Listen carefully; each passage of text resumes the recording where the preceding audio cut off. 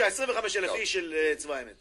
קודם כל, לפני הכל חשוב לי להסביר מי אלו צבא האמת. לא מדובר רק בי או בסלוגן. מדובר באלפי אנשים טובים, אנשים שכל מטרתם היא אהבת חינם.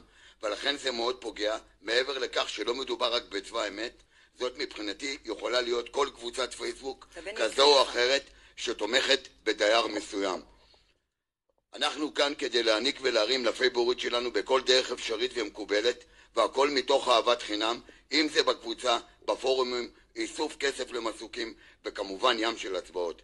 כמו כן, בצעקות מהגבעות לדייר, יש לפרגן לכל הקבוצות, לאנשים שלא רק מצבא האמת על הגבעות, שכל אותם אנשים אלו לא היה קורה כלום.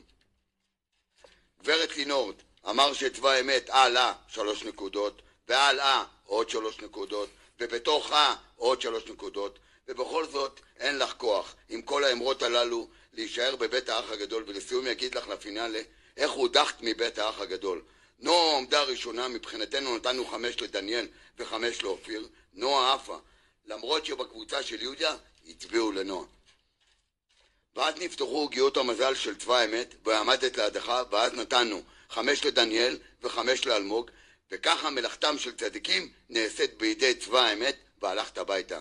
תהי חכמה ואולי תתנצלי, ואם לא, אז באמת שלא צריך. אז אני רוצה לשאול אותך, גיא מזרחי. יאללה, עשה לי צמרמורת. ההדחה, אין ספק, ההדחה של לינור היא בגלל צבא האמת, נקודה. חד משמעית וכולל נועה. זאת אומרת, כולל נועה. כולל נועה. אתם העדפתם בעצם אני אגיד לך מה, האמרות של לינור נאמרו בשבת, ואז מכסת האצבעות כבר לא הייתה כוח בשביל לעשות את המהלך הזה.